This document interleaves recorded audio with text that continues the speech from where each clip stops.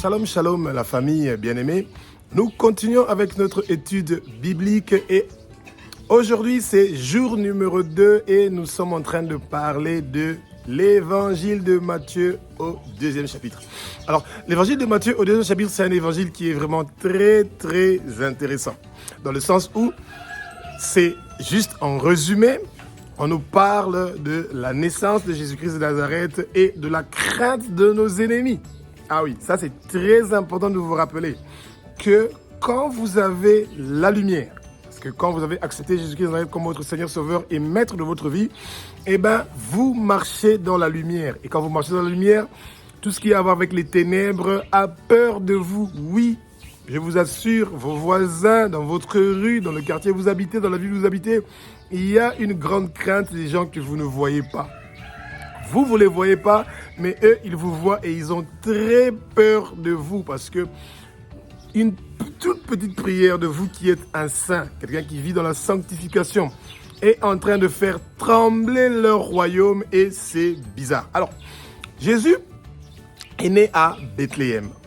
Et Bethléem, quand vous essayez donc de chercher les anciennes cartes, eh ben, ça se trouve donc dans les environs de Jérusalem d'aujourd'hui. Et le Seigneur continue à vous rappeler, de la même façon que vous fêtez votre anniversaire, joyeux anniversaire, chaque année vous vous rappelez de votre anniversaire, eh bien, rappelez-vous de toujours bénir Jérusalem, la ville où le Messie est né. La ville de Dieu. Vous devez prier pour la paix à Jérusalem. C'est très important. C'est pour ça que le Seigneur s'est rassuré de toujours nous donner les villes des noms où Jésus est né, les endroits où il est parti, où il a grandi, etc. pour nous rappeler de prier pour ces endroits-là. L'endroit qui a vu le Christ, le Messie naître, nous qui avons accepté le Christ comme notre Père, nous devons être reconnaissants de cette ville-là où le Messie est né et c'est pour ça que nous prions pour la paix, la tranquillité, que le salut, le réveil et la bonne nouvelle de Jésus de Nazareth puissent venir à Jérusalem. Rappelez-vous, dans votre prière, vous priez pour la paix à Jérusalem. Tant qu'il n'y a pas de paix à Jérusalem, il n'y aura pas de paix à Kinshasa, à Kigali, à Bujumbura, à Dar es Salaam, à Alger, à Paris, à Bruxelles, à Washington, à New York. Il n'y aura pas la paix chez vous. Vous priez d'abord pour Jérusalem.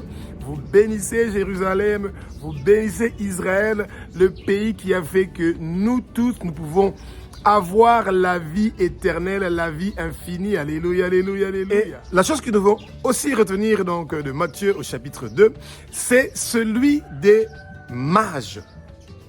Les mages, pour les gens qui ne le savent pas, ce ne sont pas des serviteurs de Dieu. Non, les mages sont des magiciens. Voilà. Alors, des magiciens qui ont vu une étoile et ils ont su qu'il y a un roi des Juifs qui est né. Et ils ont suivi cette étoile-là pour aller l'adorer. Bien aimé, vous avez une étoile qui est en train de briller en vous. Vous avez du talent, des bonnes choses que le Seigneur a prévues dans votre vie. Et rappelez-vous, les bonnes choses que le Seigneur a prévues dans votre vie, c'est pas avoir de l'argent, une voiture, une maison, non. Les bonnes choses que le Seigneur a prévues dans votre vie, c'est d'être un ultime adorateur de Dieu, notre Père qui est aux cieux. Vous êtes un ultime adorateur de Jésus-Christ. Vous êtes un ultime adorateur du Saint-Esprit. Et c'est ça votre objectif, devenir un très grand intercesseur. Un intercesseur qui est en train de faire un travail magnifique pour le Seigneur. Celui qui est en train d'intercéder pour que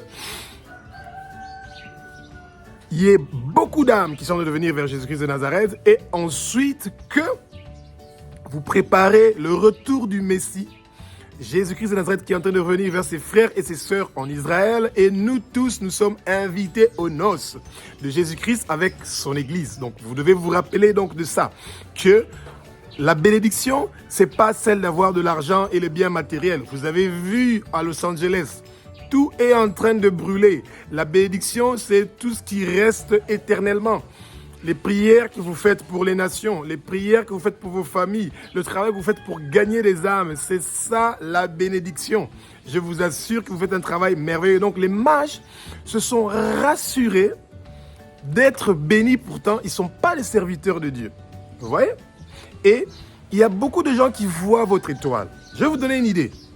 Une fille qui a une étoile qui est en train de briller, qui va faire des choses merveilleuses pour le royaume du Seigneur. Eh bien, vous voyez, il y a des mages, des vieux papas ou des jeunes qui viennent pour vous dévierger, prendre votre virginité, détruire votre vie pour que vous puissiez ne pas devenir une bénédiction pour le royaume de Jésus. Et c'est par là que ça commence. Ne soyez pas étonnés qu'il y a des gens qui voient votre étoile, comment ça va briller et qui veulent le détruire. Et c'est très mauvais. C'est pour ça que vous devez être toujours prudent, être discret. Les choses que vous dites aux gens sur votre vie, les choses que vous dites sur votre famille, sur vos enfants, surtout ces gens qui sont en train de mettre leurs enfants dans les réseaux sociaux. Alléluia. Oh, que le Seigneur vous pardonne. Que le Seigneur vous pardonne, vous êtes en train de détruire déjà vos enfants. Avant, les sorciers avaient besoin de sortir de leur corps la nuit pour partir ensorceler, rassembler des informations. Aujourd'hui, vous partez sur Facebook, TikTok, YouTube, vous trouvez beaucoup des enfants que le Satan est prêt à maudire parce que vous exposez vos enfants et c'est très mauvais. Alléluia, alléluia, alléluia, alléluia, alléluia. Donc, bien aimé, c'est merveilleux de voir que des mages, des magiciens, ils ont quitté et ils n'habitaient pas tous les trois au même endroit. Non, non, non, non, non, du tout. Et chacun a quitté son coin, les mages, pour venir en Israël, à Jérusalem, pour chercher un bébé. Vous imaginez que des grandes personnes quittent leur pays. À l'époque, il n'y avait pas des avions comme aujourd'hui. Ils ont quitté donc leur pays loin pour venir jusqu'à Jérusalem et venir pour adorer un petit enfant. Voilà, vous voyez? Et ce petit enfant-là, à l'époque, il était petit, son nom c'est Jésus. Le lion de la tribu de Juda. Vous imaginez? Un lion qui arrête d'être un lion et qui est assis sur un trône avec toute sa gloire et qui vient comme un bébé, un agneau qui se prépare à se laisser immoler sur la croix. Celui qui a commis aucun péché, zéro péché. Son nom, c'est Jésus-Christ de Nazareth. Et des gens qui viennent de loin sont venus pour l'adorer. Et vous êtes dans votre maison. Vous avez vos deux genoux et vous n'avez pas le temps d'adorer Jésus. Il y a des gens qui font une journée sans prier. Il y a des gens qui font 2 jours sans prier. Il y a des gens qui font 3 jours sans prier et sans lire la Bible.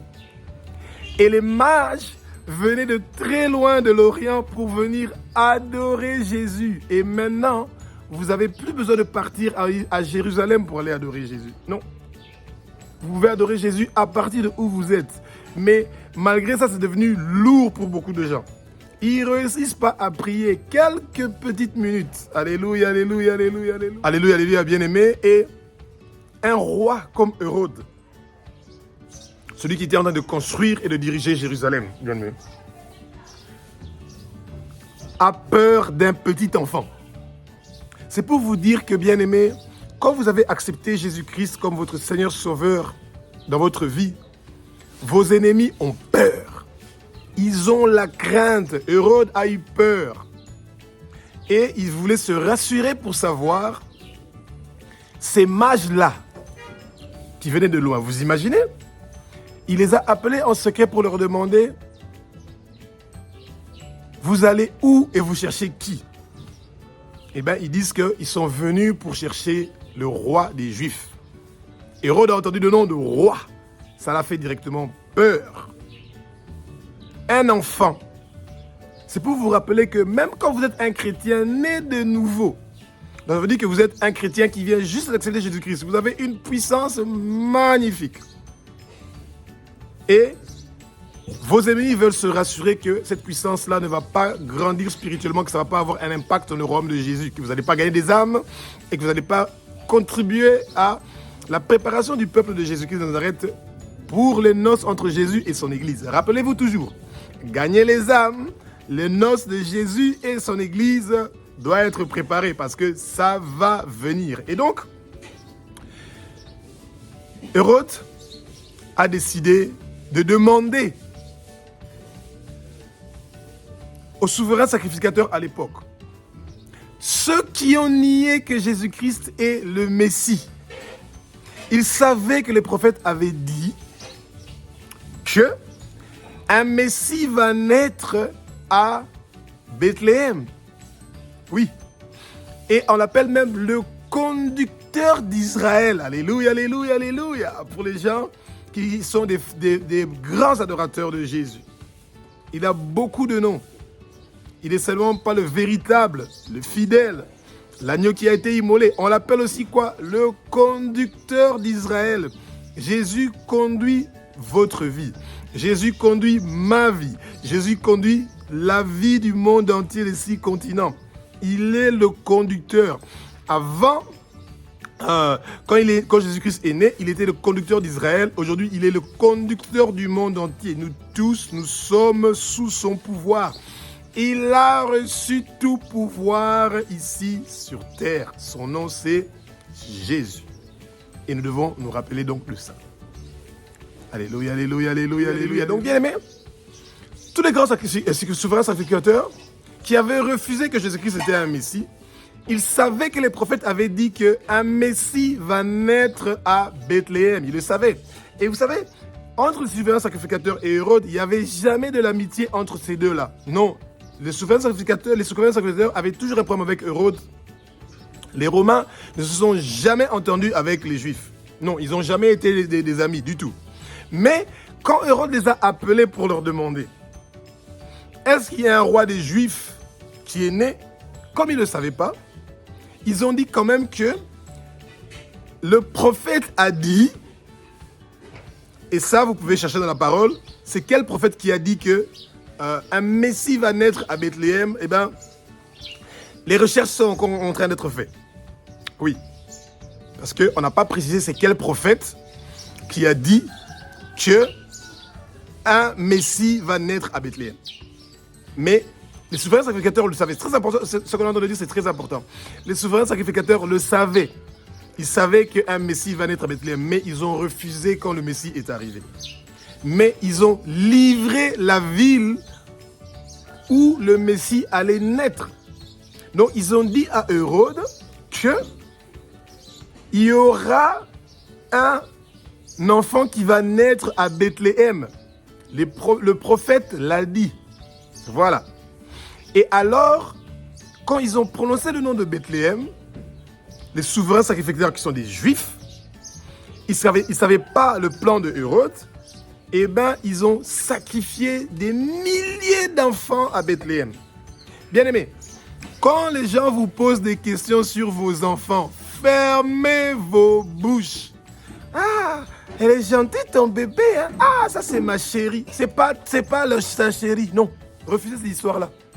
Comment une petite fille qui a 5 mois peut devenir la chérie d'un papa comme ça ou d'un garçon comme ça qui il dit oh ma petite chérie? Non, tu t'appelles l'enfant à son nom.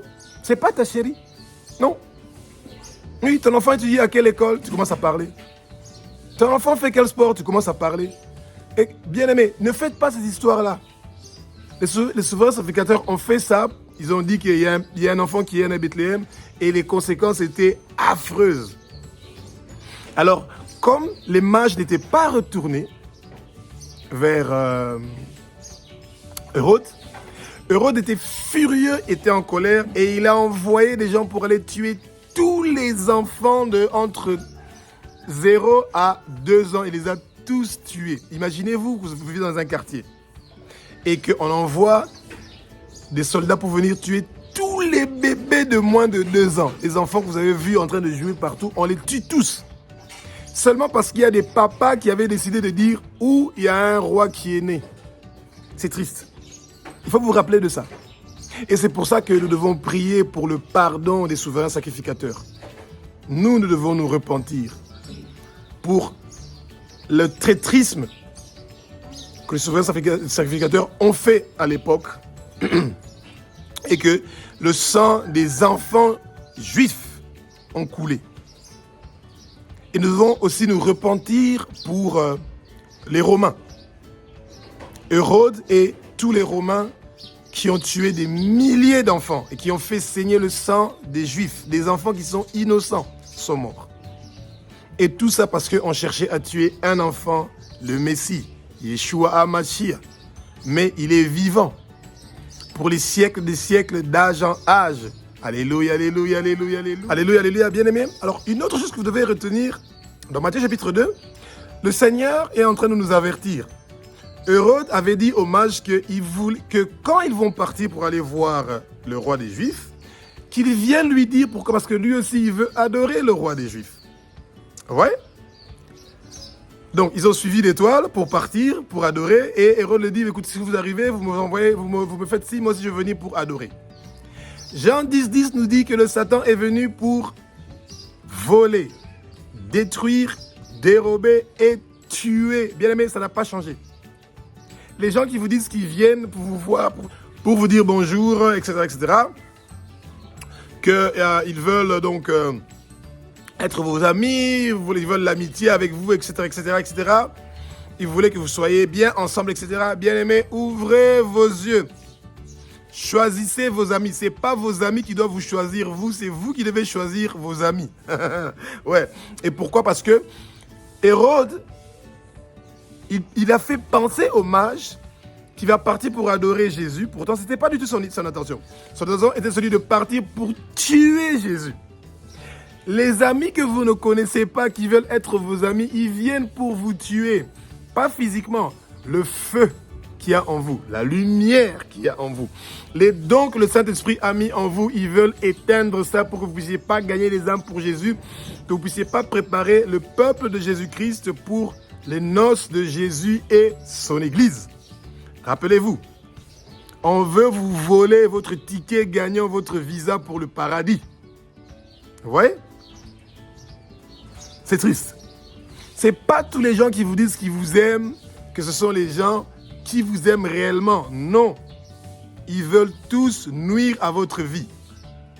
Ils veulent tous nuire à votre vie. Ouais? Et ça, c'est triste. Donc, rappelez-vous, bien-aimés, que vos amis d'aujourd'hui sont vos ennemis de demain. Oui. Même Jésus-Christ a vécu le rejet. Il avait 12 apôtres, un s'est suicidé et 11 ont fui quand il a commencé à faire le travail parfaitement parfait sur la croix, complètement complet sur la croix, un travail parfaitement parfait avec respect, un travail parfaitement parfait et dans tous les aspects. Jésus-Christ n'a rien laissé au hasard sur la croix de Golgotha, bien-aimé. Rien n'a été fait au hasard. Il a accepté une mort horrible, celui qui a commis aucun péché pour que nous puissions avoir la vie éternelle. Alléluia, alléluia, alléluia. Alléluia, alléluia. Bien-aimé, cette partie-là des mages, comment ils sont arrivés finalement à Bethléem, et ils voient le petit Jésus. Et il faut bien lire cette partie-là, étape par étape, comment ils ont fait. Ils ont commencé d'abord à s'humilier. Ouais? Les mages ont commencé d'abord à s'humilier. On vous explique comment vous commencez avec la prière. Ouais, vous commencez d'abord à vous humilier, à vous rappeler que vous venez de la poussière, vous êtes la poussière et vous retournez dans la poussière et que vous êtes rien du tout. Nous sommes rien du tout, nous les êtres humains. Et les mages se sont d'abord humiliés devant Jésus. Ensuite, ils ont présenté un présent. Combien de gens viennent à l'église où ils partent, où ils sont en train de prier et ils ne donnent pas d'offrande? Bien aimé, d'abord s'humilier, c'est se mettre à genoux. Reconnaître que nous sommes des êtres qui sont inutiles, que nous sommes des serviteurs de Dieu et que nous sommes au service de Dieu et que sa volonté doit être faite dans notre vie. Et que notre argent et nos biens ne nous appartiennent pas, ça appartient à Jésus. Quand vous entendez la parole parler de l'agneau qui a été immolé, il est digne de recevoir la richesse. Ça veut dire que toute la richesse du monde entier appartient à Jésus. Quand vous donnez les offrandes, ne donnez pas les miettes. Donnez ce que votre cœur pense que ça, Jésus le mérite. Les mages sont venus de loin. Ils ont emmené de l'or.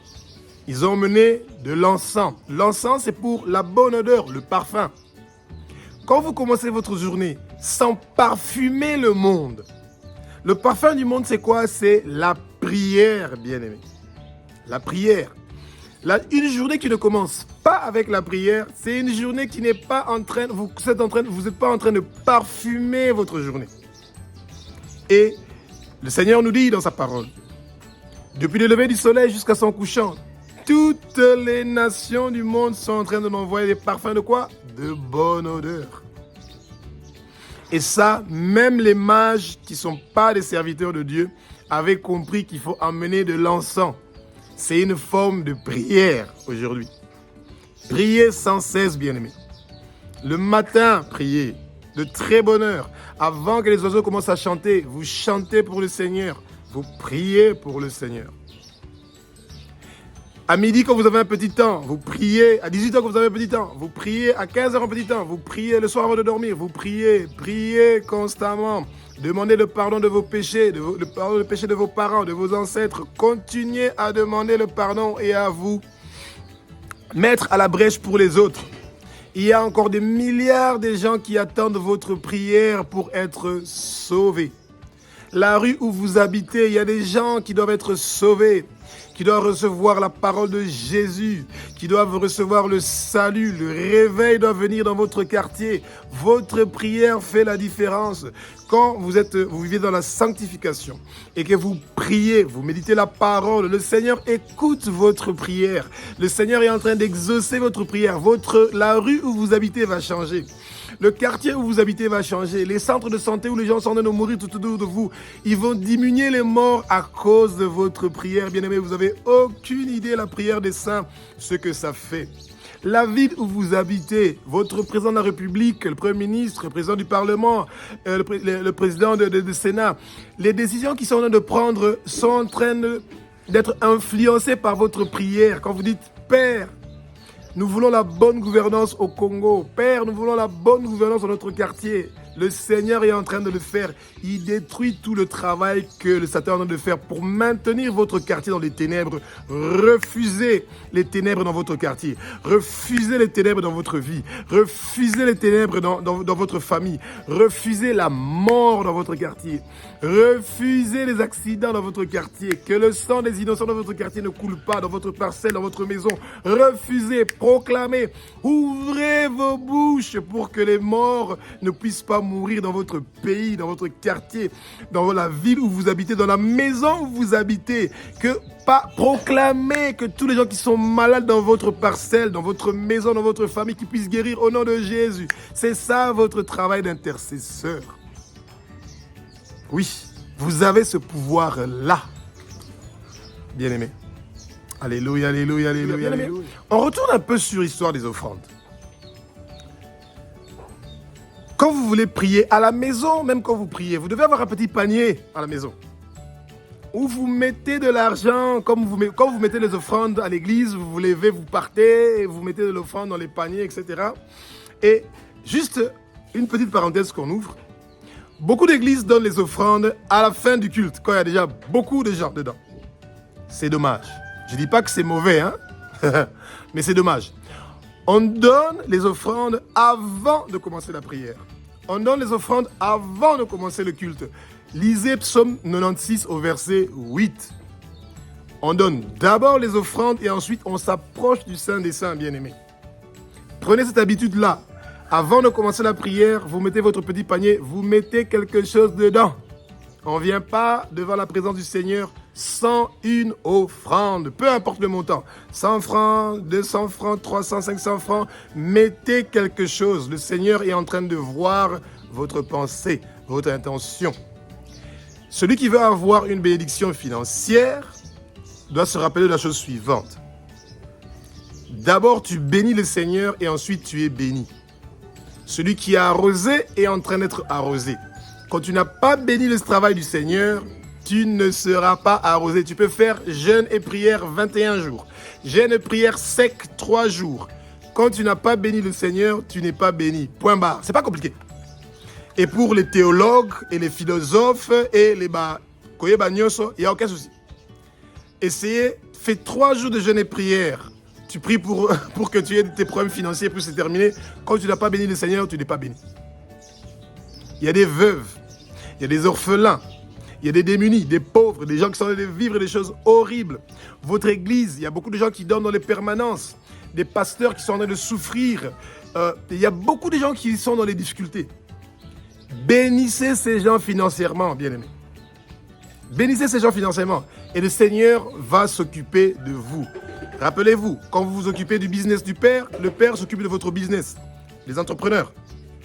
Votre argent, quand vous le gagnez, mettez une bonne partie de votre argent dans le Seigneur. Pas que votre compagnie tombe faillite, non. Quand vous êtes en train d'être raisonnable, vous mettez des montants raisonnables dans le travail du Seigneur, le Seigneur va s'occuper de vous. Vous voyez? Et ne vous sentez pas menacé. Que si je n'ai pas donné de l'argent au Seigneur, il ne va pas me bénir. Ça ne fonctionne pas comme ça. Vous devez demander la grâce du Saint-Esprit. Que le Saint-Esprit vous donne la grâce de donner. Donner, c'est une grâce que le Saint-Esprit nous donne. Demandez dans votre prière. Vous dites, Père, au nom de ton Fils unique, Jésus-Christ de Nazareth, que le Saint-Esprit me donne la grâce de donner pour l'avancement de ton royaume. Et vous dites Amen. C'est une très courte prière et ça marche. Et bien aimé, continuez à vous rappeler. Les gens qui veulent être bénis, fuyez le péché. Refusez le monde. Refusez la vie du monde. Et vous allez voir comment le Seigneur va s'occuper de votre vie. Et ce sera merveilleux. Alléluia, alléluia, alléluia. Bien aimé, pour terminer notre étude biblique de Matthieu chapitre 2, eh bien, on va vous rappeler la fin donc, de Matthieu chapitre 2. Un ange apparaît à Joseph pour dire à Joseph, prends Marie et Jésus, fuyez, partez en Égypte. Est-ce que vous pensez que le Seigneur ne pouvait pas protéger Jésus à Jérusalem? Il le pouvait. Absolument. Mais le Seigneur a trouvé bon que Joseph, avec Marie, avec Jésus, puisse partir en Égypte. Bien aimé, l'Afrique est un continent qui est béni.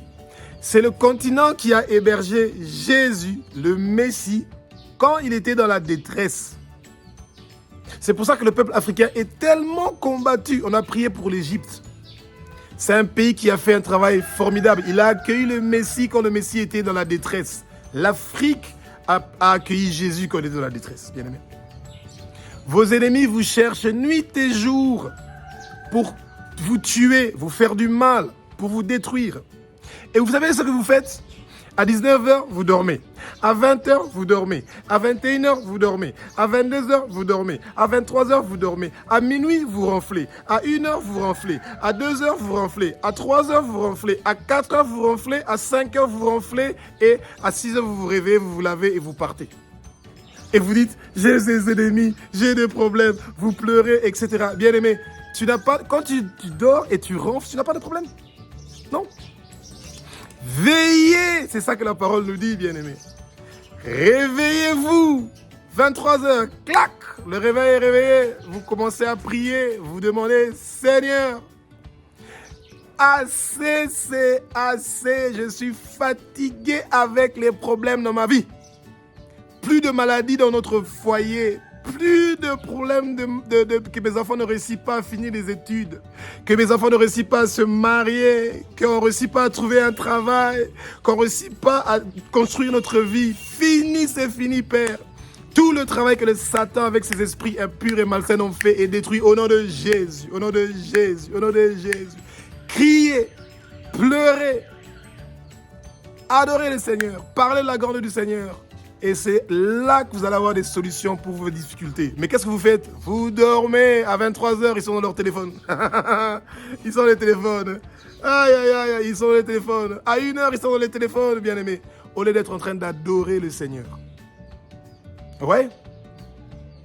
Est-ce que vous pouvez vous imaginer dans votre tête le voyage entre Jérusalem jusqu'en Égypte pour fuir la mort? Ouais? Et vous, vous êtes chez vous et vous êtes dans votre canapé, vous faites quoi? Vous ronflez, vous dormez, pourtant le Satan cherche à vous détruire, vous et votre famille et tout ce que vous en avez de faire. Vous n'avez pas de travail, vous dormez. Vous ne réussissez pas à gagner de l'argent, vous ronflez. Vos enfants n'ont pas d'argent, vous partirez à l'école, vous dormez. Et des fois, on fait même des blagues. Hein. On fait une petite prière de 30 minutes et c'est fini, on a terminé. Alléluia, il va nous bénir. Bien-aimés, faites attention. Le travail du Seigneur, on le fait avec sérieuxité. Comme le Seigneur a fait un travail parfaitement parfait, complètement pas complet sur la croix pour que nous soyons sauvés. Rappelez-vous, Jésus a versé son sang sur la croix de Golgotha pour que nous soyons sauvés, rachetés. Commencez déjà à lire Matthieu chapitre 3. Et donc, ça sera pour la 3e journée de notre étude biblique. Et je vous assure que vous allez maintenant commencer à apprendre des choses merveilleuses. Vous allez commencer à comprendre la puissance qu'il y a dans votre connaissance de la parole. Lisez la Bible nuit et jour, bien-aimés. Vous allez devenir tellement puissant, redoutable pour vos ennemis. Quand Jésus est parti en Égypte avec sa famille, il a commencé à grandir, bien-aimés. Et qu'est-ce que vous pensez que Joseph et Marie étaient en train de faire? Ils apprenaient à Jésus la loi. Oui. Quand ils sont rentrés de l'Égypte, eh bien, Jésus était barricadé de connaissances de la parole, de la loi. Lisez la Bible. Gagnez la connaissance. Pas pour que vous deveniez orgueilleux. Moi, je connais la Bible, je connais les versets. Vous commencez, non. Pas moi. Les paroles que vous êtes en train d'apprendre dans la Bible, vous utilisez ça pour les proclamations, pour votre prière. Quand vous priez, vous utilisez ces paroles-là dans votre prière. Bien-aimés, continuez à vous rappeler. Un résumé rapide. Priez pour Jérusalem. Priez pour la paix de Jérusalem. Priez pour la paix d'Israël. Priez pour la paix de Kinshasa, de la ville où vous habitez, du pays où vous habitez. Priez pour la paix du quartier où vous habitez. Vos problèmes personnels viennent après. Vous priez d'abord pour le peuple de Dieu, pour la ville de Dieu, pour votre pays, pour votre quartier. Et ensuite, vous priez pour votre famille et le reste. Et, bien-aimé, le Seigneur va s'occuper de vous. Il est un Dieu qui est fidèle. Quand vous vous occupez de son business, il s'occupe de votre business. Alléluia, alléluia, alléluia.